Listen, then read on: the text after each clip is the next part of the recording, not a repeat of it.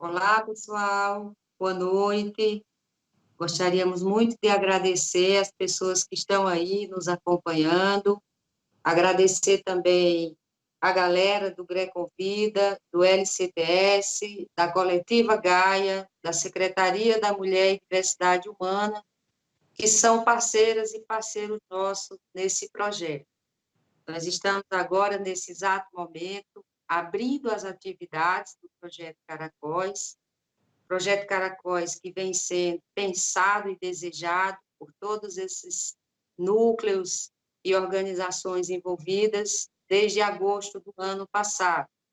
Tinha sido planejado para ter início agora em abril, de maneira presencial, mas aí veio a Covid-19 e mudou nossas vidas de maneira radical. E aí a gente aproveitou o espaço de estar em casa, na quarentena, conversou muito pelas redes, outras demandas associadas à Covid-19 surgiram, e chegamos à conclusão de que o projeto poderia ganhar a cara que ganhou para ser feito da maneira que está sendo feito.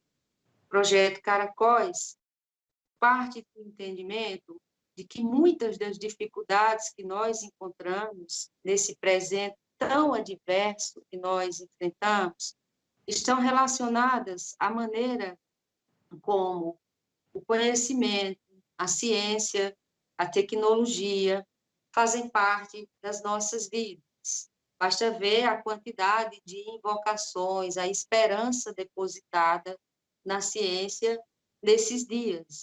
Mais a gente vê nas redes sociais, é todo mundo esperando uma resposta. Mas há muitas questões que vêm sendo colocadas. Essa experiência, ela não pode se resumir à espera pela medicação, à espera pela vacina. Tem gente falando aí de um novo normal, que vai ser o pós-Covid.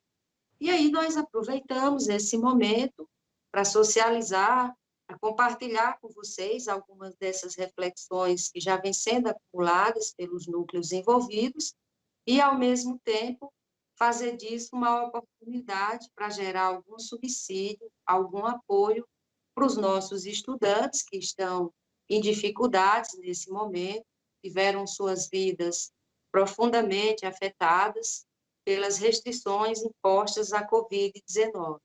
Então, por isso, o projeto Caracóis, ele é composto por um conjunto de lives que vão abordar determinados temas relacionados a essas questões.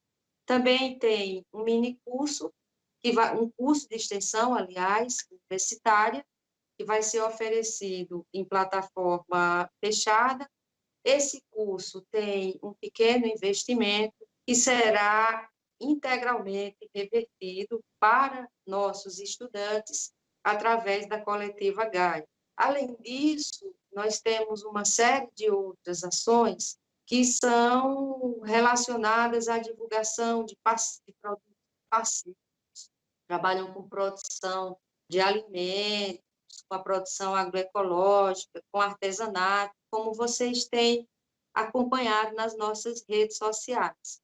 Tenho aqui comigo hoje a professora Érica Caldas de Oliveira, que é integrante do Greconvida e do LCTS, professora dos quadros da UFPB há 20 anos, do Departamento de Biologia, e ao longo dessa nossa conversa, vocês vão entender melhor qual é a liga que nós temos. Né? Nós, do Ninetes, e o Greconvida, e as nossas pesquisas, as nossas práticas de extensão, como é que elas se encontram.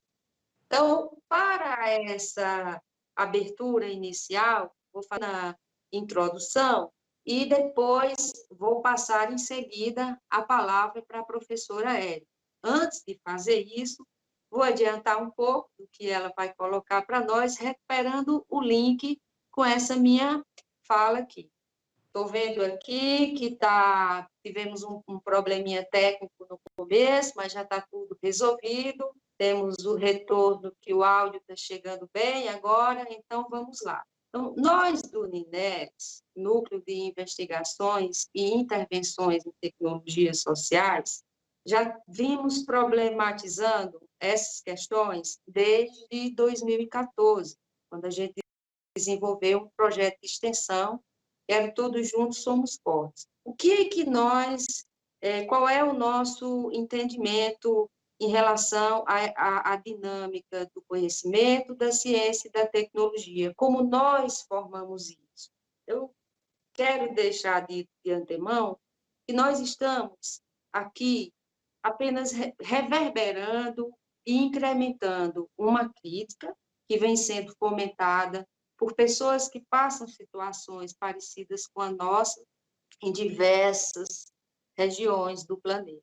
E essas pessoas se organizaram em grupos, dentro ou fora da universidade, quando de fora, interpelando diretamente as práticas de conhecimento, pela ciência, pela universidade, e constituindo, a partir daí, um campo muito rico de questionamentos que provocou uma grande mudança e tem provocado fissuras e inflexões na maneira da gente abordar o que a gente chama de real.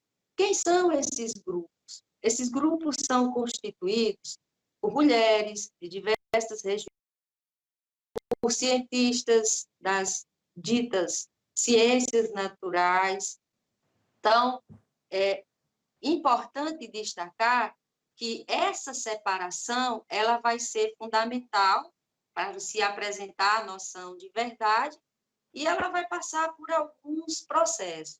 Aí, adiante mais um pouquinho, Luan, nós temos aí a centralidade do pensamento de Platão para o estabelecimento desse modelo de racionalização do mundo, que vai exatamente, baseado nessas reflexões, estabelecer uma cisão entre a natureza compreendida como corpo, como a nossa realidade física, e a razão, como a capacidade de racionalização e domínio.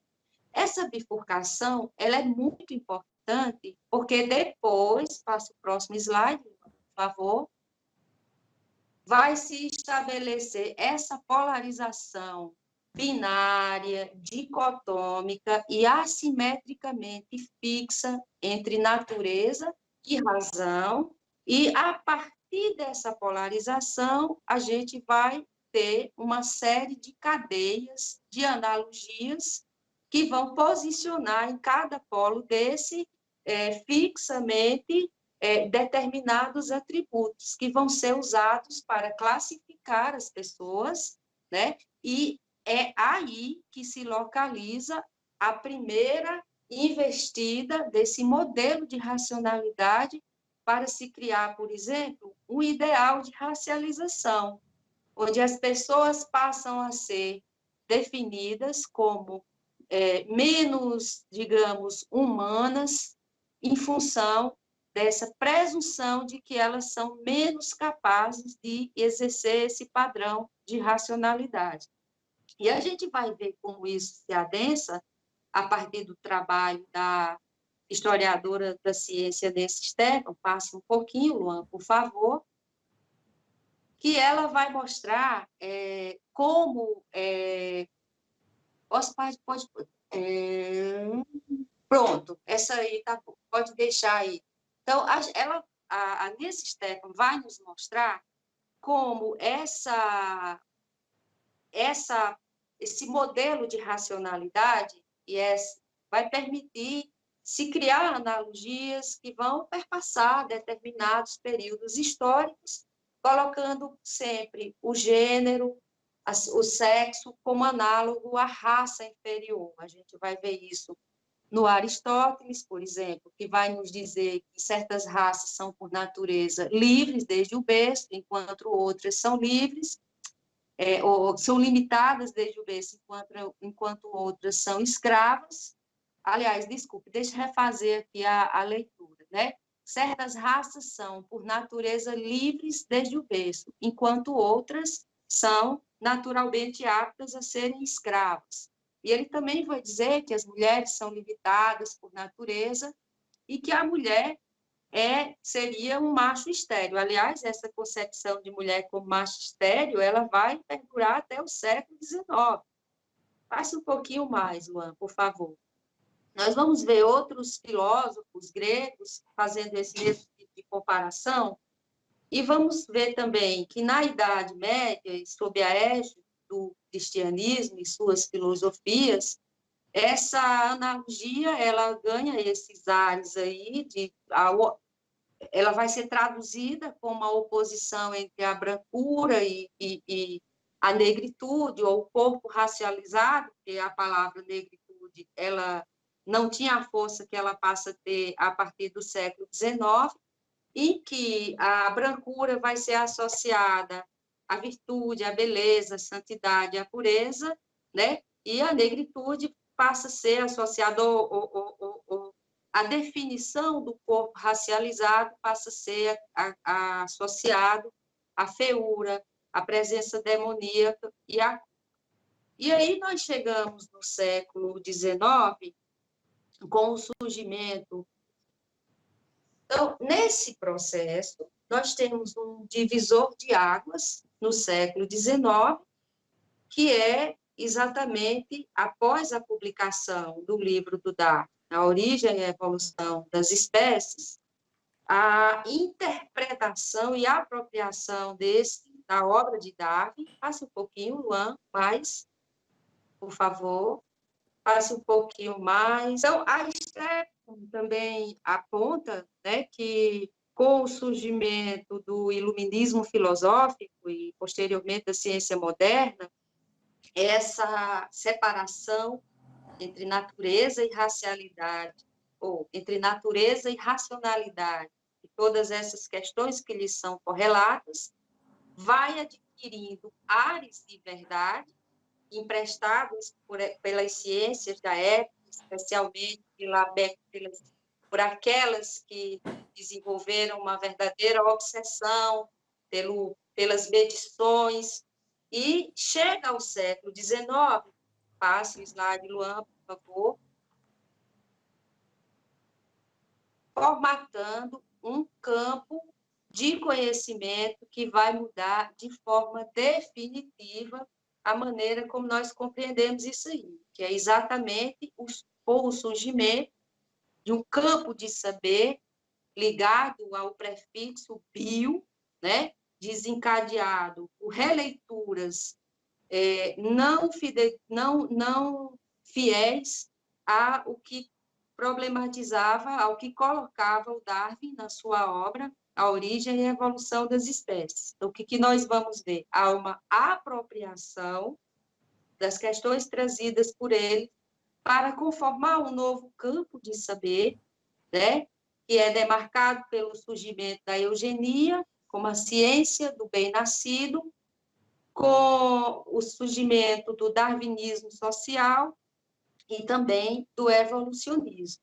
Então, basicamente, o que essas ciências que vão formar um feixe, junto com outras que vão ser derivadas daí, o que elas vão promover é a organização de uma nova forma de se exercer o poder, que Foucault vai chamar de biopoder.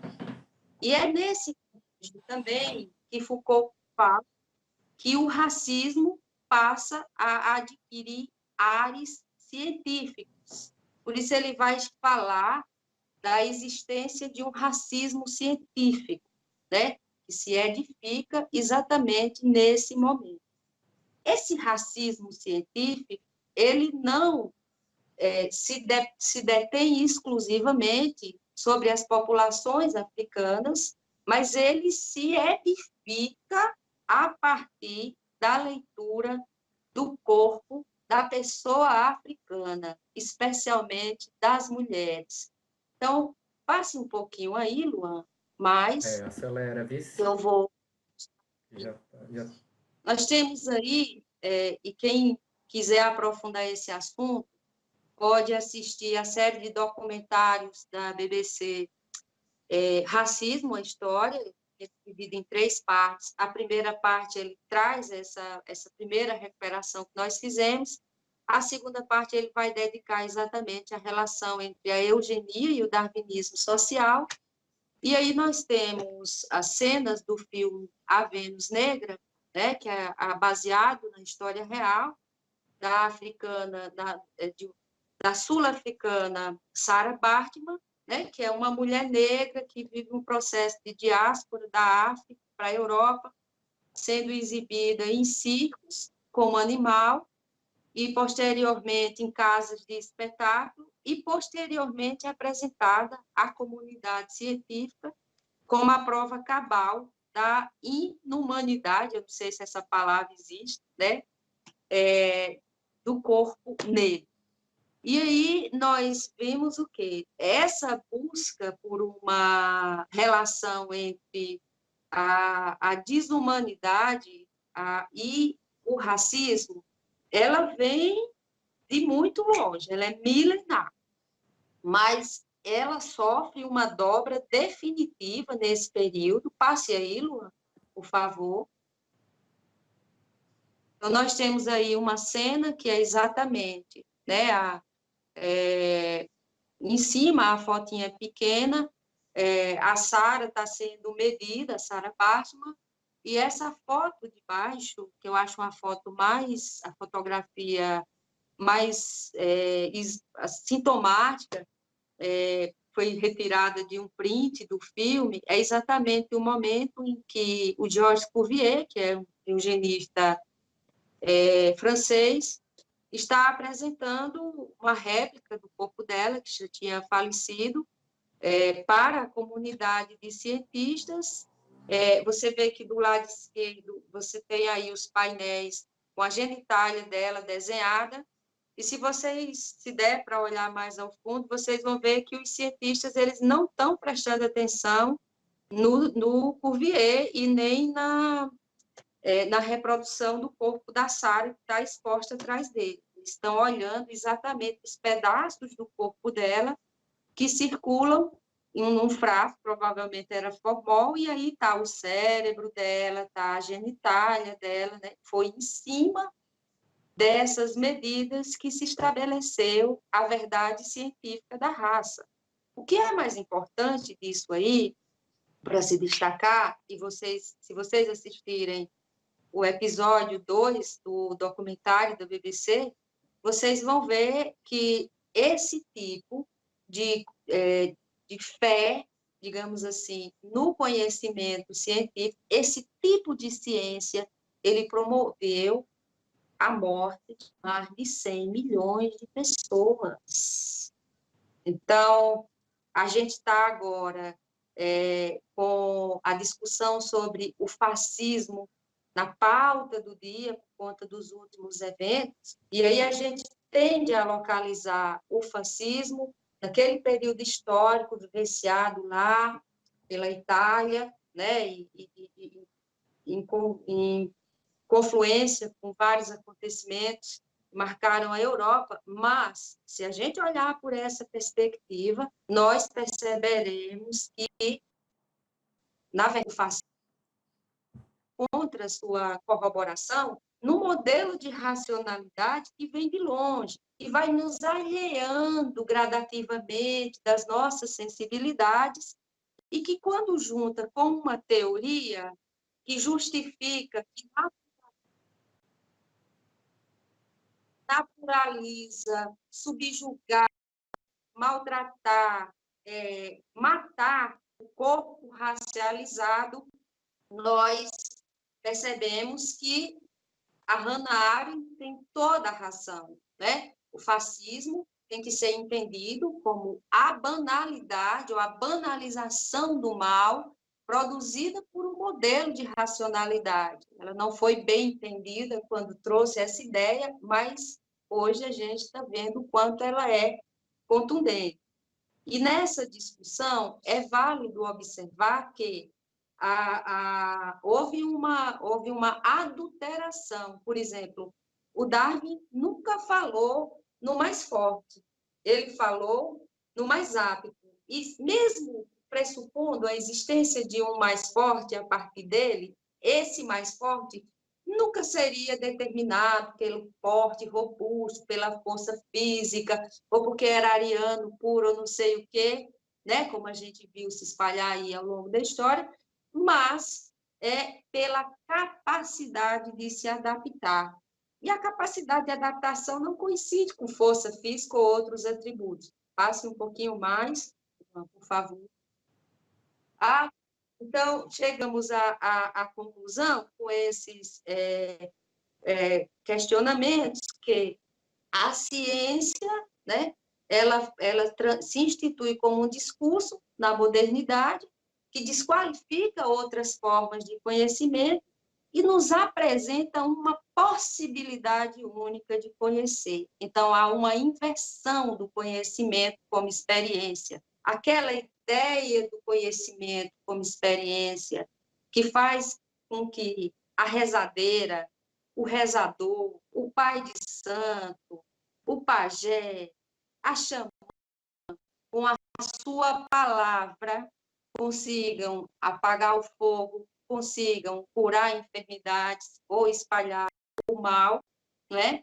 Esse conhecimento, a gente foi sendo despojado, ele foi sendo desqualificado como uma forma primitiva, não científica, né? E é por causa dele que a gente vem se constituindo como uma sociedade completamente alheada de si mesmo, que não sabe para onde vai. Então, é por causa disso também que a gente volta, dialoga com Foucault, aí eu vou pedir para a Luan agora voltar o arquivo até aquela definição. Não vamos ler, porque vai demorar muito, se a gente aprofunda no curso, né?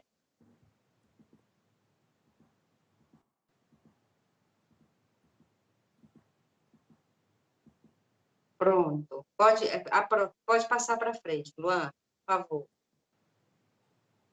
Sim, então, não vou ler, mas é para situar, e nós temos a noção de saber que é colocada pela historiadora Joanne Scott no diálogo com Foucault, exatamente porque é a partir dessa noção de saber desenvolvida por ele que a gente começa a encontrar algumas chaves para fazer esse caminho de volta, para recuperar essa genealogia e repensar a produção do conhecimento e a produção da ciência na interação com essa noção de saber.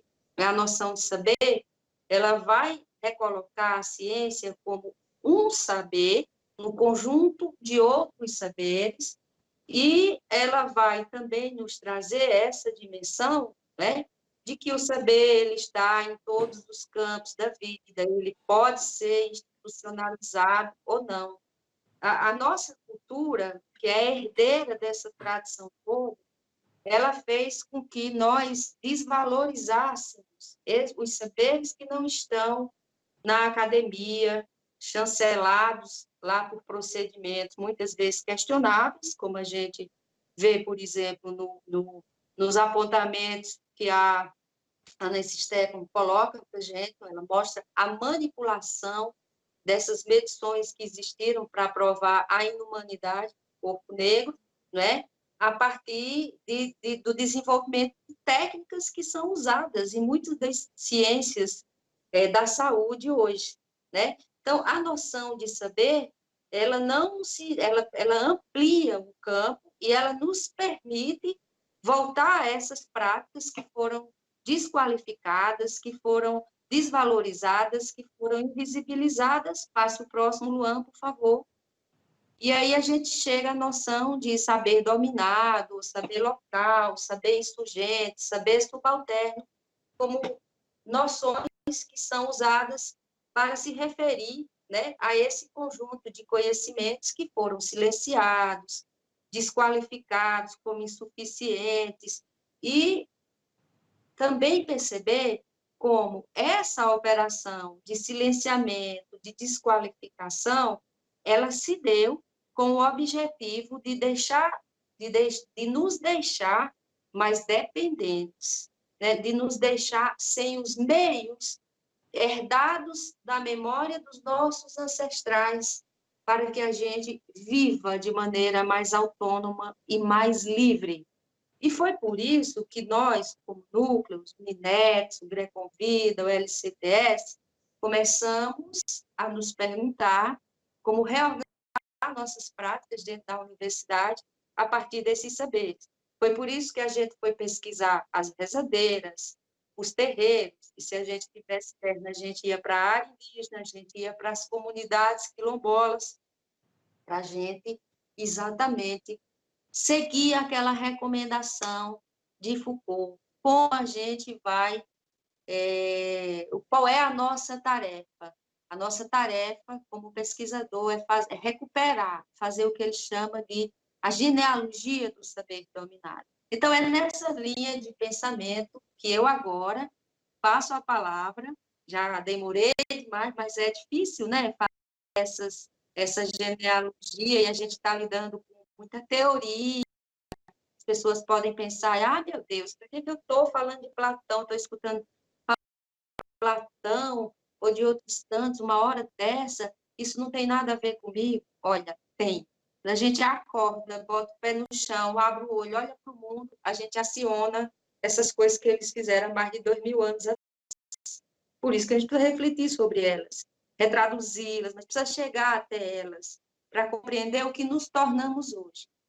E aí, com muita alegria, com muita satisfação, eu passo agora a palavra para a professora Érica, né? Professora Érica, receba aí um abraço bem grande, bem caloroso, que a gente gostaria muito de dar pessoalmente. Professora Érica, que é nossa colega, é professora da universidade há cerca de 20 anos, e o demais sobre ela eu vou deixar para que ela mesma coloque. Professora Érica, é com você. Então, gente, a priori eu gostaria de agradecer esse convite, né, para falar dessa fala, para falar dessa história, para falar desse saber, né, que está muito relacionado com a minha vida pessoal e também, né, de um saber que eu respeito, né, e que eu tenho uma grande consideração. Mas então vamos lá, a apresentação breve. Eu sou professora do Departamento de Biologia, né, já há um bom tempo, viu, Jussara? Vai aí para 28 anos de academia só na UFPB, e eu tenho uma formação em ciências biológicas. Eu sou bacharel em ciências biológicas, e toda a minha formação foi direcionada para o estudo de plantas. Eu tive desde sempre uma relação com as plantas, até mesmo quando muito jovem, era muito inconsciente. Eu tive um avô que ele era farmacêutico sem ter formação de farmácia, né? No Alto Sertão da Paraíba. Você sabe que fim de século XX, aliás, início do século XX, não tínhamos grandes escolas e as universidades chegavam para poucos, né? E meu avô, ele aprendeu muito com pessoas do seu círculo de vivência, e ele era uma espécie que a gente pode dizer assim, de curandeiro mesmo, né? Lá na cidade de Santana dos Garrotes. E meu pai falava disso, dele como assim, disseminador do uso de ervas, já naquela época, né? Final do século XIX, início do século XX, fazendo essa leitura do uso das plantas, né? E ele era bem conhecido nessa região. E eu sempre tive uma identidade com esse grupo e construí toda a minha formação, né, e toda a minha academia sobre o estudo de plantas. Eu tenho uma formação, mestrado e doutorado, voltada para o grupo de plantas, apesar de que eu fiz doutorado em recursos naturais, mas a abordagem foi na ecofisiologia de plantas. Mas quando eu cheguei na UEPB, nos idos de 93, nós tínhamos muito poucos recursos. A UEPB estava passando por um processo de reconhecimento que ia se começar ainda, não é? Na gestão do professor Itan Pereira, por muitos questionamentos do MEC, a universidade correndo o risco, inclusive, de perder o seu status de universidade, dadas as condições muito precárias de funcionamento, que a Jussara também conhece um pouco dessa história. E quando a gente chega com uma formação como a minha, um pouco mais de bancada, não é, de laboratórios, e você não encontra esse esteio que dele suporte, nós formamos um grupo, não é, que era um núcleo, com o professor Ângelo Giuseppe, com o professor Francisco José, a professora Dilma Truvão, o professor José Mourão, né? Então, inclusive, Mourão ainda é professor do nosso departamento, né? Então, esse grupo, a professora Mônica Maria, ele fazia estudos em etnobiologia, porque nós já tínhamos lá Mourão fazendo estudos com comunidades de pescadores. Mourão tem toda uma vida construída com estudos de pescadores aqui em Mamanguape, Barra de Mamanguape, né? E nós nos juntamos porque naquele momento era o que era possível ser feito, né? E aí eu entro com um projeto de rezadeiras que, como eu disse, era uma vontade que eu tinha de fazer também análises na área de etnobotânica, não só da botânica da fisiologia vegetal, da botânica aplicada. Né? E então eu começo a estruturar um projeto que é um projeto que eu toco até hoje, mesmo com todos os descaminhos. Por quê? Porque eu tive que me envolver com outras áreas da pesquisa, e eu me envolvi também com a parte de administração. Eu estou na 5ª gestão de coordenação de curso, eu já fui chefia de departamento, sempre que o departamento precisava e chamava a coordenação, eu estava ali, né? E eu já faz mais de 16 anos, quase todo o tempo que eu estou na UEPB, né? São 28 anos, desses 16 eu estou envolvida com gestão. E eu gosto de trabalhar com coordenação de curso, mas aí também me envolvi com essa pesquisa do núcleo de etnobiologia e gestão ambiental, e há 10 anos me envolvi também com as pesquisas do GRECOM, me identifiquei. Eu fui convidada pela professora Márcia e pelo professor Brito, do nosso departamento, e me engajei também nessas pesquisas. Mas tudo começa por um sentimento pessoal, não é? Por uma relação muito grande com o sertão da Paraíba, não é? De onde eu sou egressa e toda a minha família, e também do conhecimento que minhas tias, meus avós, né, tinham do uso de plantas. Porque você sabe que você também é uma sertaneja, e você sabe que era o primeiro remédio. Nós não tínhamos médicos, né? Não tínhamos médicos.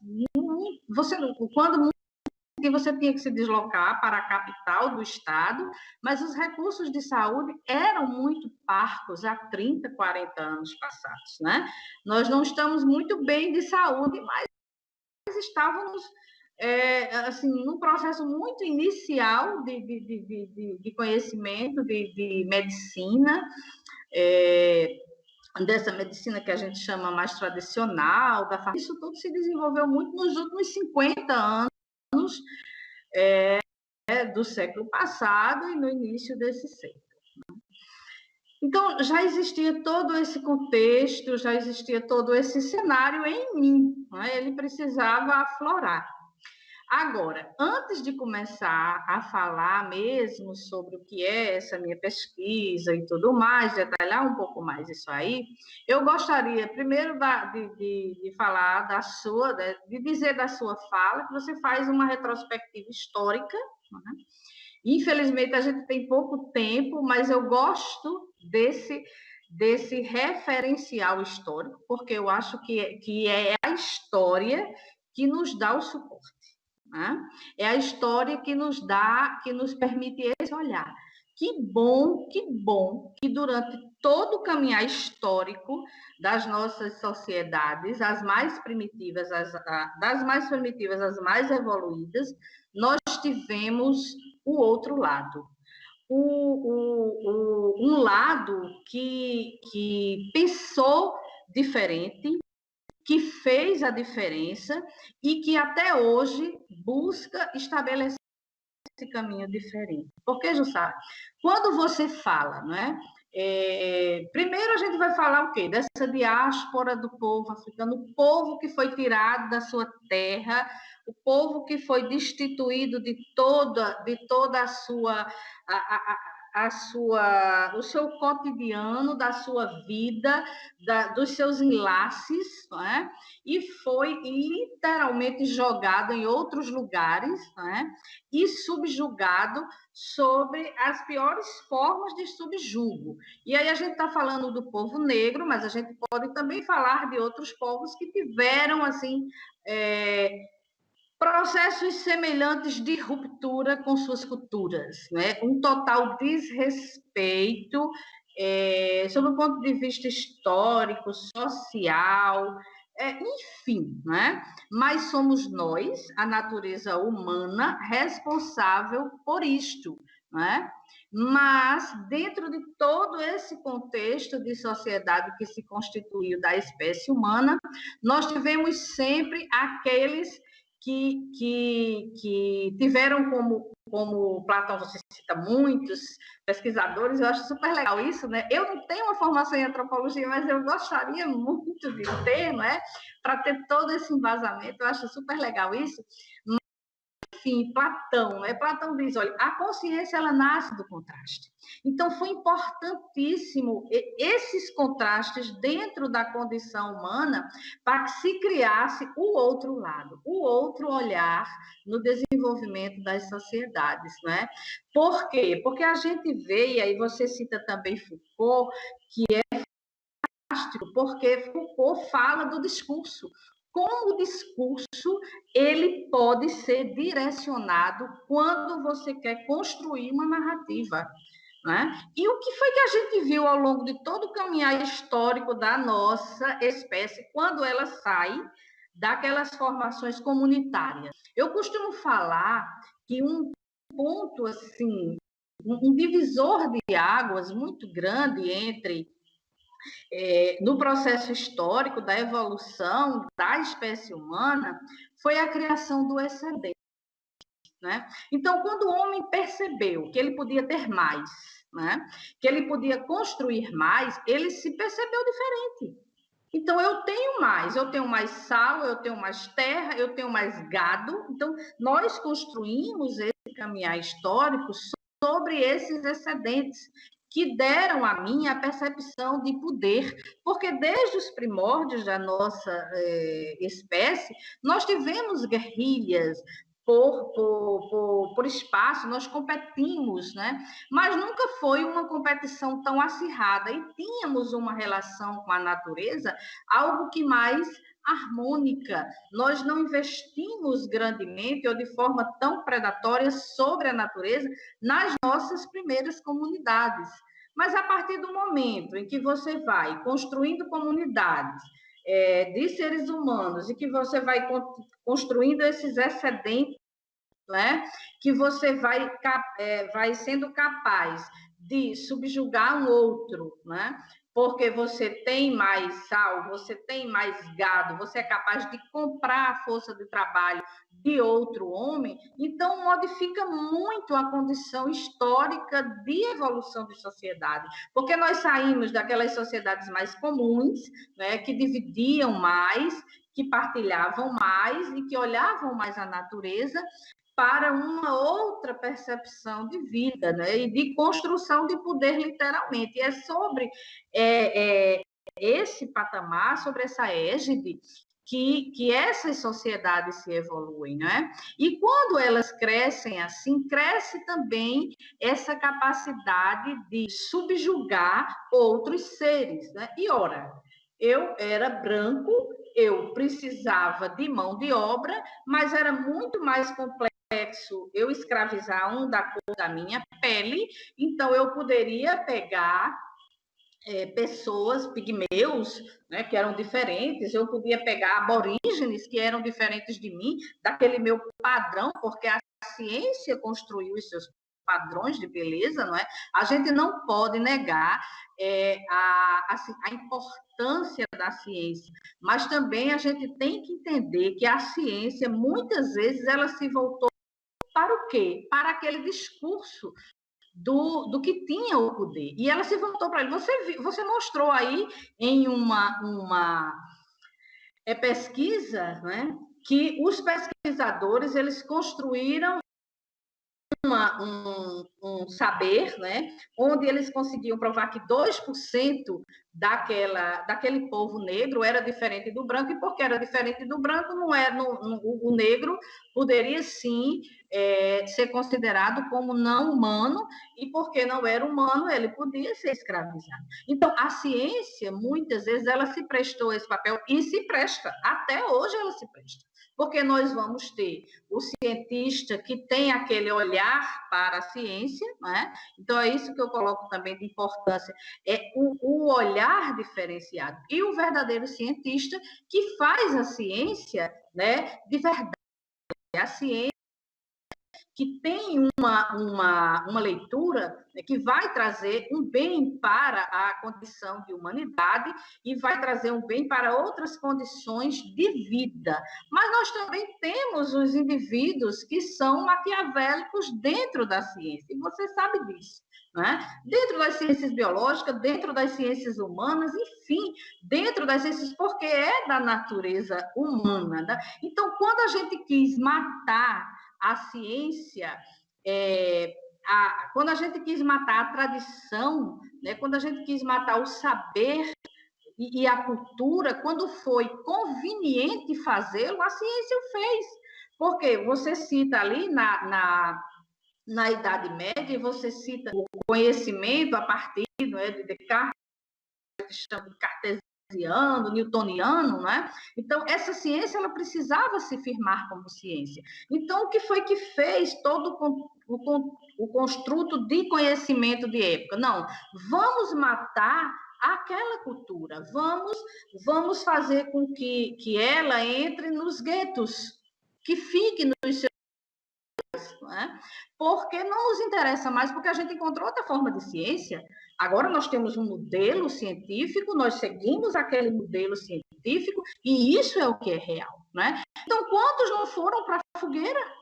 Quantos não foram para as fogueiras porque discordavam daquilo que o homem constituiu na sua produção de conhecimento como ciência? Não, você está fora, porque você...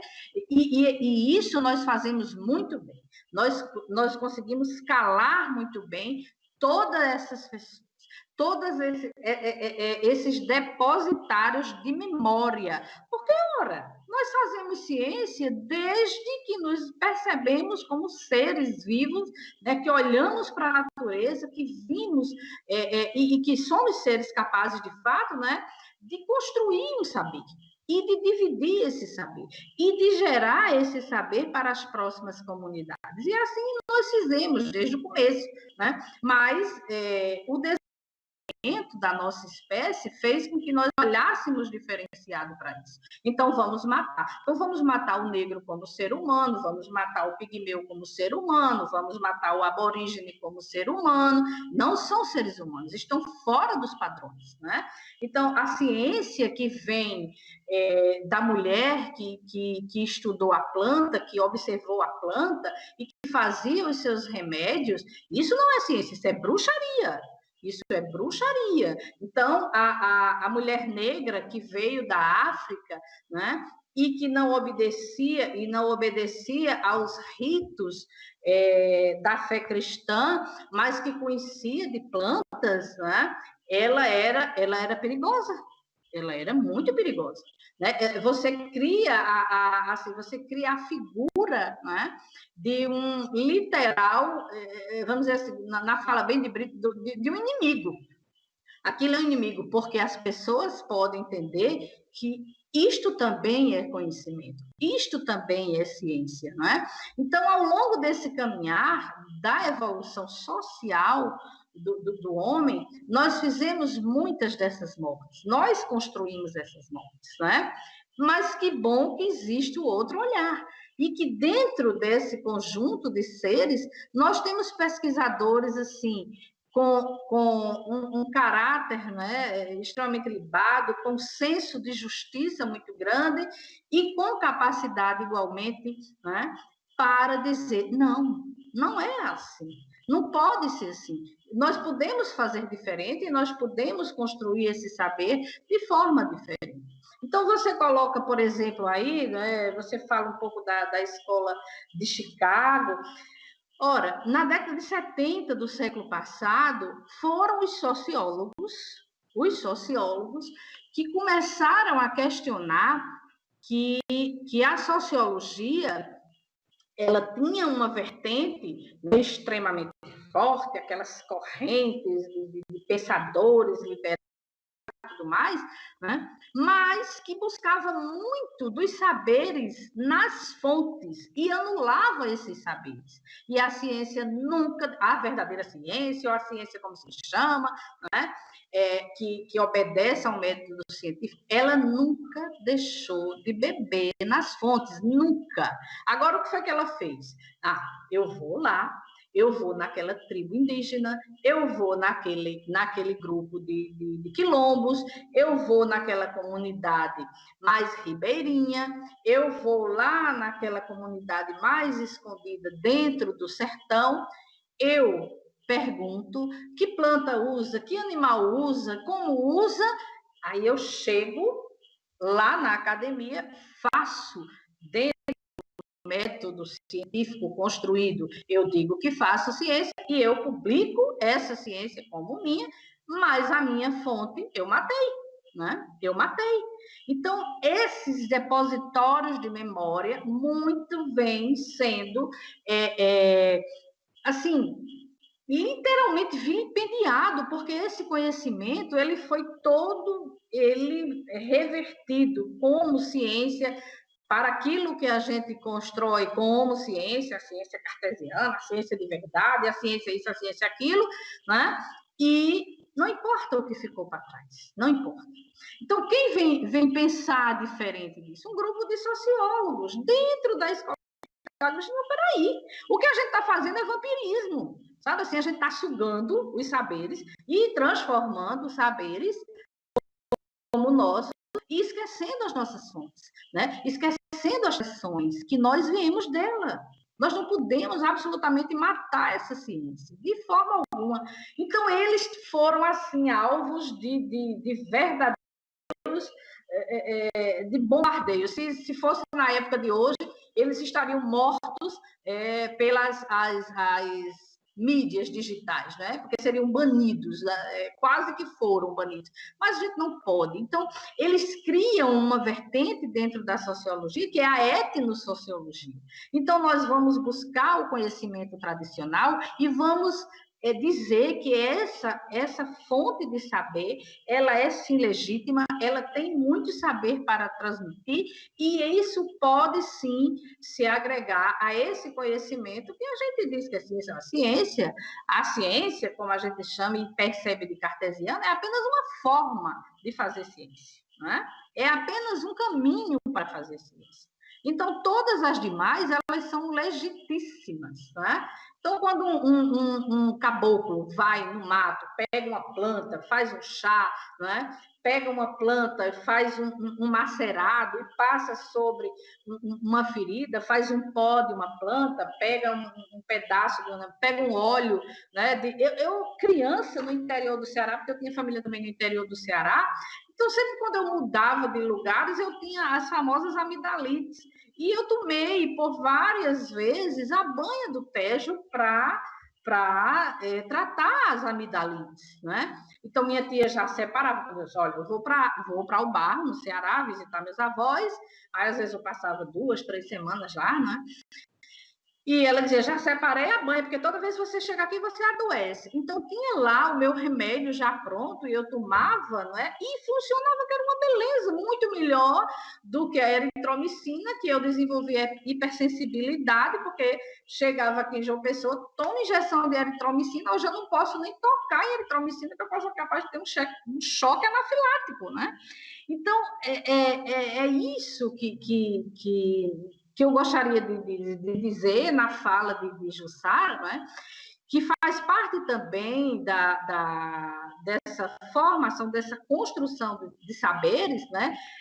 A ciência teve todas as formas tentado matar esse saber, mas que houveram pesquisadores, né, que eu respeito muito, todos eles em todos os campos, que tiveram um olhar diferente, que foram realmente corajosos, né, que tiveram a consciência que sai, como diz Platão, desse contraste, dessa dissintonia, né, dizer, não é por aí, porque a gente sabe que a ciência, muitas vezes, ela se aparelha com o Estado, ela se aparelha com o discurso do dominante, e ela faz o seu jogo, e faz, né? E faz, né?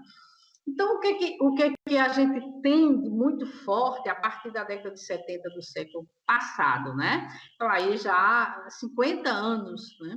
Mas muito a gente precisa buscar ainda. É valorizar esse saber, né? Então, é dizer, olha, gente, esse povo sabe, e sabe muito, e precisa que vocês digam isso, né? Então, a sua arte, a sua dança, a sua cultura, está tudo relacionado, porque isso é um saber, ele é um saber que vem sendo trabalhado há milhares de anos. Milhares de anos. Ele é muito forte, né? Bom, então, eu tinha essa percepção, mas eu posso dizer que, ao longo desse período, que eu venho estudando os saberes da tradição, né, eu venho respeitando mais e mais esse povo, sabe, assim, essas rezadeiras que eu trabalhei e trabalho. Recentemente eu orientei uma pesquisa dentro também da área da etnociência, com vaqueiros, né? Foi um trabalho de TCC, até Patrícia Aragão estava na banca, que eu considero, assim, um trabalho muito, muito legal, porque eu tive tios vaqueiros na minha infância, né? Eles entravam na caatinga, aquilo ali era difícil demais, romper aqueles espinhos, né? Dos cactos, das favelas, das juremas, né? E eles entravam ali, muitas vezes passavam dias dentro daquelas matas, né? Às vezes ralas, às vezes mais fechadas, se arranhavam, tudo, mesmo com gibão, tudo. E eles tratavam dos males deles e dos males dos animais, né? Com plantas, com outros animais, né? Aí a gente foi remontar um pouco, né? Rememoriar um pouco o que era essa figura do vaqueiro, né? O vaqueiro, ele vem, ele começa, né? O gado começa a ser criado ali no litoral, mas depois o litoral não é mais o espaço ideal para... Eu vou abrir só um parênteses aqui, Jussara, só para falar um pouquinho desse trabalho, né? mas depois eu entro nas exóticas, mas ele também fala de plantas. Então, o que eles fazem, né? Então, pega um negro, pega um desempregado, pode ser um branco, que não tem nada, então vamos fazer o quê? Vamos pegar esse povo e vamos colocar mata dentro, vamos conhecer esse sertão, e jogam literalmente essas pessoas no sertão. Então, as primeiras fazendas, os primeiros pousos, né, para construir essa pecuária de criação, que é muito comum em nós, não é? Aqui na nossa região, não é? Mas foi também um processo muito sofrido, tanto para o vaqueiro quanto para os animais, né? E não tinha veterinário, não, era ele mesmo, né? Meu tio posso dizer que era um veterinário rábula, meu tio Francisco, né? Até para fazer esse trabalho, eu liguei para ele, né? Ele vive em Boa no Alto Sertão da Paraíba, e conversei muito com ele. Ele disse: você ainda se lembra disso? Eu disse: lembro, eu lembro que o senhor era chamado para curar vaca, para curar cavalo, né? E ele usava. Eu disse: me conta ali como era a receita daquele. Ele usava sapo, sabe assim? Ele usava cobras e tudo mais. Tinha ele e o irmão dele, que eram vaqueiros, né? Então era muito o meu universo, né? E encontrei uma aluna que ela é do interior de Recife, e ela vive dentro desse cenário, é a realidade dela, né? Ela vive, ela mora com pessoas que praticam vaquejada. Hoje mudou um pouco a história das vaquejadas, mas ainda tem muito. Hoje a gente tem uma associação e tudo mais, né? Mas ainda tem muito aquele vaqueiro tradicional. Bom, mas deixando de lado essa entidade, né? Porque a gente pode considerar como uma entidade, e como foi importante a figura do vaqueiro para adentrar, né, na nossa região. Eu me voltei, por força das necessidades, para estudar etnobotânica, porque no momento eu não tinha um bom laboratório, não tinha equipamentos, não tinha tudo. Então, vamos ver com o que pode trabalhar.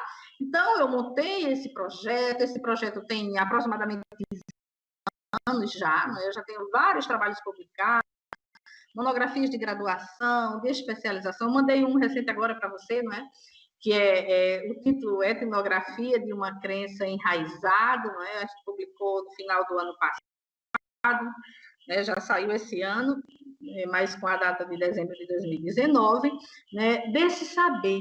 Esse saber, para a nossa região, ele é riquíssimo, né? Nós temos uma cultura rica inteiro, mas assim, a gente pode falar pela região. Quantas expressões culturais da música, da dança, não é? Das artes, dos saberes de plantas e animais nós temos. Nossas feiras são riquíssimas, nossas feiras são grandes laboratórios, né? Nossas feiras livres, né? Com tantos raizeiros, com benzedores também, não é? Eles constroem uma sabedoria ali tão grande, tão entre eles, e olha, muito pouca coisa escrita, sabe assim?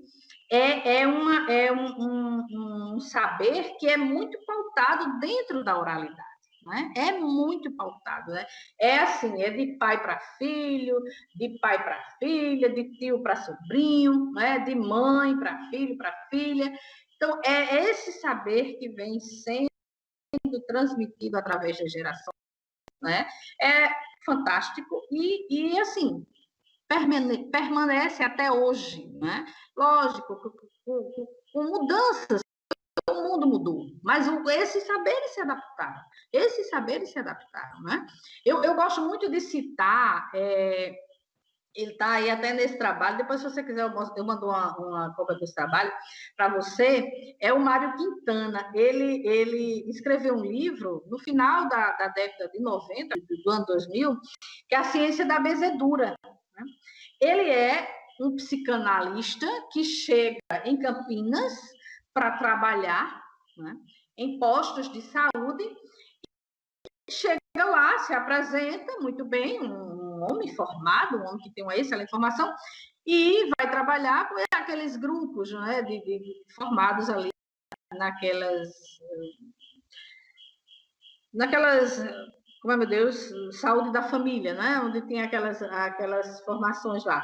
E aí ele vai e começa a desconfiar que as pessoas não chegam para tratar-se com ele, né? E aí ele começa a questionar as enfermeiras, as agentes de saúde. Eu disse, mas olha, tão poucas pessoas me procuram, por que elas não chegam aqui, né? A gente tem os grupos de idosos, os grupos de hipertensos, grupo de pessoas com, assim, com problemas de depressão, mas eu não tenho quase pessoas que chegam a mim. Ela diz, doutor, olha a resposta de uma das enfermeiras, doutor, elas vão primeiro para as rezadeiras, depois é que elas vêm para o senhor. Então, ele disse, como rezadeiras? Ele tinha uma vaga noção, né? Lá, um psicanalista, uma pessoa com formação na Universidade de Campinas, né? Um centro muito bom de formação. Ele disse, não, peraí, então eu vou querer conhecer essas rezadeiras. E ele traz as rezadeiras para o posto de saúde. E ele forma grupos com as rezadeiras, com as pessoas, os pacientes, né? E ele escreve esse livro que é fantástico. Assim, é muito bonito esse livro. Esse livro já me embasou para muitas discussões, inclusive. Eu deixo assim como recomendação de leitura para vocês, né? Quem gostar e quem quiser ler, né, ele vai contar um pouco da história dele e do olhar dele sobre, né, essa prática. E o que é essa benzedoura e o que são essas rezadias? Ora, como eu estava dizendo, eu comecei falando para vocês há cerca de 30, 40, 50 anos, né? Nós não tínhamos médicos. No sertão, quando muitos chegavam dentista, né? Não existia restauração, vinha para tirar o dente mesmo, era o tira-dente famoso. Pronto, acabou-se, né? E, assim, você tinha uma dentição boa, eles tiravam todos os dentes para botar a chapa. E tinha isso, minha mãe passou por isso, né? Então, era essa a condição que se tinha, né? Os farmacêuticos, a maioria eram rábulas, como meu avô, e era essa a perspectiva de tratamento que se tinha. Então, essas pessoas, elas tinham esses saberes, elas conheciam de plantas, né? Era a planta que podia usar para, assim, mal-estar intestinal, quando a pessoa estava com febre, toma um chá de sabugueiro baixa, e é mesmo, né? Ele baixa a febre, né? O sabugueiro era usado até em crianças no sertão, porque a gente não recomenda só a partir dos 2 anos de idade. Mas, assim, às vezes, até recém-nascidos tomava chá de sabugueiro quando tinha um chazinho fraco e tudo mais, quando tinha febre.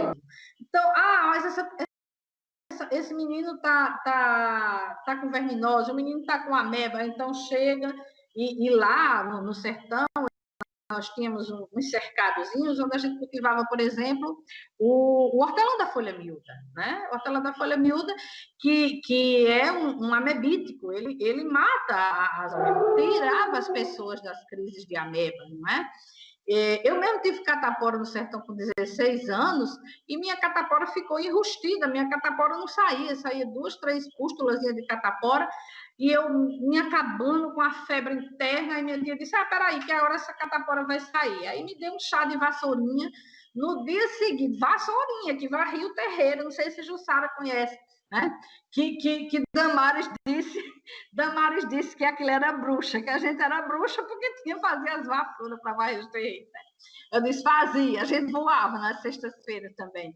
Então, a vassourinha, ela me deu, né? Porque aquilo ali, no dia seguinte, eu estava com o corpo coberto de pústulas, né? De catapora, mas não senti mais uma dor no corpo e não senti mais febre, né? E eu achava fantástico. Fazia ainda faculdade, né? Eu tenho 16 anos, eu entrei na universidade com 17, mas eu achava fantástico como elas conheciam, sabe assim? E meu tio chegava e tratava de vaca, e tratava de bode, e tratava de cavalo, e era chamado para as fazendas para curar os bichos.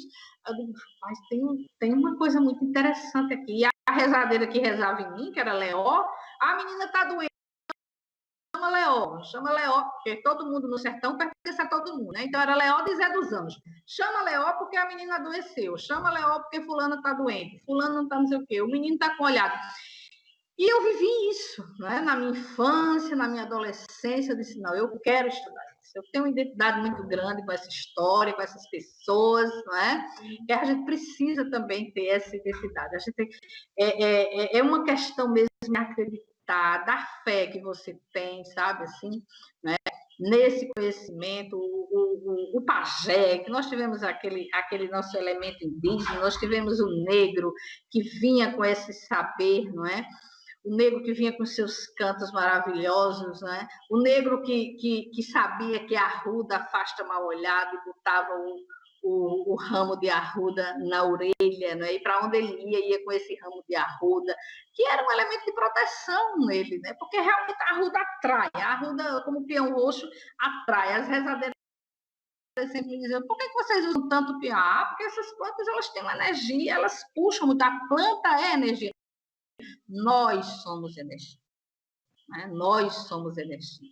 Então, quando a gente traz essa energia associada a uma oração, a uma entidade, que a gente joga tudo isso para fora, a coisa acontece. Né? Acontece, porque você troca essa energia do bem, você troca essa energia, você quer que a outra pessoa ela fique bem. É lógico que elas dizem também que existe o dom, né? Nem todo mundo no terreiro tem a capacidade de curar, nem todo mundo dentro do catolicismo popular tem essa capacidade. Elas se constituem também como pessoas que têm dons para isso, né? E esses dons eles vão sendo trabalhados na infância e na adolescência, mas eles só se revelam mais fortemente na meia-idade. A maior parte, 90% das rezadeiras que eu entrevistei são mulheres e são idosas, né? Então, a mulher, por que a mulher? Porque a mulher entende tanto de planta, porque a mulher foi considerada tão bruxa, porque a mulher foi quem ficou nos acampamentos, né? O homem saía para a guerra, o homem saía para a caça, e a mulher ficou. A mulher foi aquele ente que permaneceu ali. A mulher era a cuidadora da prole, a mulher era a cuidadora dos animais que o homem começava a domesticar. A mulher era quem olhava, a mulher sempre teve um olhar diferenciado para a natureza. E a mulher aprendeu com esse olhar diferenciado. Então, as nossas primeiras xamãs, né, as nossas primeiras curandeiras foram mulheres, elas eram quem sabiam. Então, elas foram alvos. Elas foram os alvos, elas são mulheres, elas sabem muito. Por que elas sabem isso? Por que isso existe? Isso não existe. Isso não pode, enquanto tem aquelas pessoas que tinham uma formação ainda, né, dentro das ciências, dentro daquelas primeiras escolas, né, aqueles cientistas naturais que misturavam as coisas, eles não queriam acreditar nesse poder e nesse saber das mulheres. Eles mesmos negavam esses saberes, eles mesmos entregavam as mulheres como bruxas, né? Por quê? Porque elas copulavam com o diabo, elas só sabiam disso porque elas se juntavam ao mal, né? Então, vinha aquele outro olhar daqueles outros pesquisadores maravilhosos que disseram, não é assim. Esse saber é um saber que é trazido da natureza, e é de lá que nós buscamos. É de lá que o químico vai buscar bioativos, que o farmacêutico vai buscar bioativos, que o biólogo, que o médico, aquele que faz pesquisa, sabe, não é? Então, elas estão iriam estar, né, dentro desse contexto de cura, são consideradas como práticas alternativas, né? E muitas vezes a ciência não reconheceu. No caso, eu fiz entrevista com rezadeiras que praticam a fé católica. A própria igreja negava isso, algumas igrejas negavam esse saber. Hoje elas são e pertencem em muitos locais, né, à rede mesmo, né? Tem rezadeiras que estão associadas às redes de saúde, por exemplo, no estado do Ceará, né? É como as nossas parteiras. Minha gente, parteira.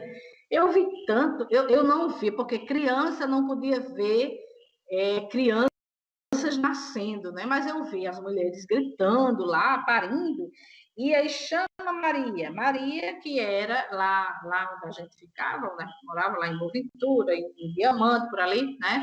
Maria Parteira. Então, aquela mulher, meu Deus, ela trouxe ao mundo não sei quantas pessoas que, né, Diamante, e aquelas mulheres nunca estudaram, minha gente, pisaram na universidade, não fizeram nada, nenhum curso de enfermagem, nem de medicina, nem nada, e trazer esses meninos e fazer aquela coisa maravilhosa, né, de nascer, nascia em casa, dentro dos sítios, e era uma coisa, sabe assim, e caminhava. Então, como é que você pode dizer que essa pessoa não sabe, que essa pessoa não tem conhecimento? Ora, não tem conhecimento, e ela já deixava lá prescrito tudo que a mulher tinha que fazer. Sabe assim, quantos banhos morno tomar, onde tomar esses banhos, qual era as plantas que ela podia usar para, nesse banho, começar os processos de cicatrização, qual eram os chás que as mulheres tinham que tomar. Então, já saía com a receita, o receituário todo pronto, e as mulheres escapavam, e as mulheres no outro ano estavam parindo de novo, porque tu sabe que era todo ano um menino, né? Não tinha esse negócio, não. Até Deus desse bom tempo, como elas diziam lá, né? Minha avó mesmo teve 21. Nunca vi, passou a vida todinha, coitada. Me desculpa aí, gente, a expressão parindo, mas olhe, era esse o papel, né? Era esse o papel, e foi muito essa minha vivência, não é? Eu me considero uma pessoa felizada, porque eu tive essa capacidade, sabe assim? Eu gosto muito de planta, eu gosto de fisiologia vegetal, mas eu gosto desse olhar diferenciado pela natureza, como se aprendeu que as plantas são capazes disso, e nós pegamos esse conhecimento, colocamos dentro de tubos de ensaio, isolamos os princípios ativos e colocamos dentro dos remédios sintéticos, né? Isso sim é o verdadeiro caminho, esse é o caminho que precisa e deve ser respeitado sempre, porque a gente vai ter sempre a dicotomia, né? Como você fala, a gente vai ter sempre a natureza e nós vamos ter sempre a razão. Né, querendo ser melhor do que o outro, não eles em si, né, mas a natureza humana fazendo com que essa dicotomia, ela de fato exista. Porque, ora, natureza e razão, elas podem sim, e devem sim, né? Mas uma sempre tentou, dentro da perspectiva do homem, anular a outra, como se natureza... Nossa Senhora, a natureza, ela é pujante, a natureza é pulso de vida, sabe? Assim, qualquer... Ela traz esse pulso, ela traz essa vontade maravilhosa de viver, né? E descrever esses ciclos. Então, a planta o faz, e o faz grandemente. A planta é um ser fixo. Ela precisou produzir muita química para as suas defesas. Nós usamos essas químicas, né? E nós usamos das mais diversas formas, tá? Então, gente, eu já trabalho, como eu disse, há muitos anos com essas mulheres, com esses homens, com esse saber, não é? Eu me encantei muito nesse último trabalho com os vaqueiros, apesar de que eu não fiz as entrevistas com ele, foi minha aluna, porque foram em 2 cidades do Pernambuco, né? Mas o saber que eles trouxeram para esse trabalho, fantástico. Nós temos, assim, dizeres desses homens, né? Com uma capacidade, um conhecimento, assim, que eu considero genial. Eu amei fazer esse trabalho também. Eu já me estendi muito, eu gostaria de pedir, assim, um pouco de desculpa, porque esse é um tema que eu gosto muito de falar. E agradecer, não é, o convite, os meninos que estão dando esse suporte, né? A Secretaria da Mulher, Diversidade Humana, o Coletivo Gaia, o LCTS, cadê Raída? Eu estou sentindo muita saudade dela, o povo do Grecon, sentindo falta das nossas reuniões. Jussara, que reuniões tão ricas como as nossas, né? Toda semana a gente estava lá debatendo, mas assim, vamos voltar, vamos tocar isso aí, sabe assim, para que tudo dê certo, como a gente estava sonhando. A gente chega a brilhar o olhinho quando imaginava aquela nossa primeira feira, com tudo, mas vai acontecer. Vai acontecer. Então, gente, muito obrigada. Se quiserem fazer alguma pergunta, alguma coisa, podem dizer. Estou às ordens.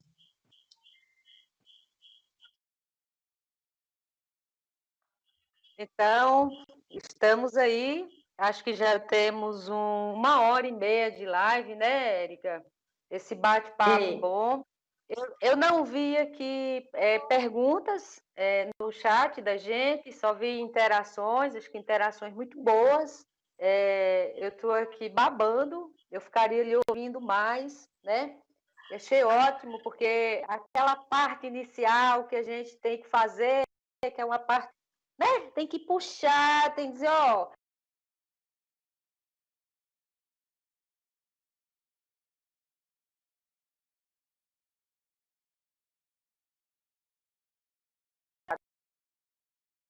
que eu acho que a conclusão que a gente tira desse debate é essa, né? O resultado que a gente vive hoje, né, essa dinâmica acirrada de racismo, a naturalização, que é o mais grave, né? A gente vê as injustiças e não dói mais, não incomoda, não é? Então, isso está ligado à mesma estratégia que fez com que a gente pensasse o mundo como a gente pensa, que faz com que a gente adote essas posturas, que, né, faz com que a gente se alheie e faz também com que os conhecimentos que a gente está acessando na universidade não consigam dialogar com essas questões. Eu acho que esse é a razão da gente não conseguir ter interlocutores, né? Essa questão, eu acho que a universidade está com dificuldade de estabelecer interlocuções. Então, Jussara, deixa eu só te dizer uma coisa. Jussara? oi, estou aqui. Olha, eu acho que você viu lá, né, Márcia, conseguimos trazer o pessoal de Xandapia para participar da feira agroecológica, não é? Acho que você viu lá e estava, assim, super bem. Infelizmente, tivemos a necessidade do confinamento, mas assim que voltarmos, né, de uma forma muito consciente, claro, eles vão voltar também, eles estavam trazendo as peças, sabe assim, estavam vendendo bem, estava uma maravilha. Nós fomos lá na comunidade de Xandapia, fizemos um dia inteiro de atividade, sabe assim. Nossa, teve uma lá, né, que é uma líder mesmo, ela é agente de saúde e tudo mais, ela construiu uma miniatura da casa, né, onde ela foi criada, com a avó, com o pai, com a mãe, onde eles faziam as primeiras peças de barro, né? Foi muito legal. Então, nós já trouxemos, né, montamos um pequeno projeto, eu e Márcia, apresentamos ao coordenador da Feira Agroecológica e elas participaram, né, de algumas feiras, lógico que parou, porque a feira também parou, mas assim que voltar, elas vão voltar e já estão lá, inseridas dentro desse contexto, que é aquilo que a gente quer, não é? Esse é o nosso desejo, que esses grupos, né, que trazem, têm o seu trabalho, né, têm suas representatividades dentro das comunidades, que eles tenham visibilidade, né? Que é um projeto muito bom. Perfeito. Érica, você tem mais considerações para fazer ou a gente pode ir caminhando para os finalmente? Não, eu não tenho mais considerações, só a mesma agradecer a você. Então, eu reitero, temos um problema técnico, reitero os agradecimentos à Érica, ao Greconvida, ao LCTS. Foi uma discussão muito rica, acho que a primeira parte esticou um pouco, mas é o desafio da gente, né, Érica? Como é que a gente vai fazer ciência na universidade com o saber das rezadeiras, né? Como é que a gente vai transformar a universidade com esses saberes nossos? Então, na próxima live, nós vamos ter o professor Naumar Almeida Filho, que foi reitor da UFBA e também foi reitor da Universidade Federal do Sul da Bahia. Na verdade, além de reitor, responsável por um modelo de universidade onde essas questões que Érica coloca fazem parte do currículo e são reconhecidas como um saber válido, né, possível se constituir como parte da estrutura da academia e da ciência. Vamos fazer uma universidade com o saber das rezadeiras, né, com o saber dos nossos pajés, das nossas xamãs. Esse é o propósito. E vamos fazer uma universidade interagindo não só com esses saberes, mas também novas práticas que permitam ser cada vez mais ocupada por eles, nas suas ações de extensão, né? Nesse projeto Caracóis, Nós vamos continuar discutindo isso. A nossa terceira live vai ser a outra Érica também, do ICMBio, a pesquisa da professora Érica. É uma das coisas mais lindas que eu E você me não consegui ver naquele. Tomara que eu possa ver essa agora, com certeza. Então, a pesquisa dela vai ser sobre os sítios sagrados nossos, que foram, inclusive, muitos foram destruídos pelas políticas desenvolvimentistas, né? Uhum. E a quarta live que nós temos agendada, a secretária Lídia Moura vem discutir, por exemplo, como a gente pensar modelos de atendimento, de criação de políticas para públicos a partir dessas questões que você traz, Érica. E o curso de extensão que nós vamos fazer, reitero o convite, o primeiro módulo a gente vai esmiuçar essas questões que é muito complicado esse debate teórico numa live, eu acho que fica chato, isso é mais coisa a gente esmiuçar no curso, mas enfim, a gente precisa, né, porque precisa fazer o link com a filosofia, com a ciência, né, porque a gente vai construir outras práticas universitárias só se fizer esse diálogo, né? Então, o primeiro módulo a gente vai situar melhor todos os campos que a gente não conseguiu fazer, o que eles vêm trazendo. O segundo módulo a gente vai discutir melhor como é que a gente vai pensar as metodologias de pesquisa, o processo de produção do texto científico com essas provocações. É possível fazer outra ciência com esses saberes? É possível estabelecer outra relação com o conhecimento? Vamos discutir isso no módulo 2. E no terceiro módulo, nós vamos discutir e como fica as relações sociais no seu conjunto, o nosso ethos, as nossas sociedades, a nossa maneira de fazer política e nos posicionarmos, né, politicamente. Como é possível a gente fazer isso a partir dessas provocações trazidas pela sua fala e pelo diálogo que nós estabelecemos.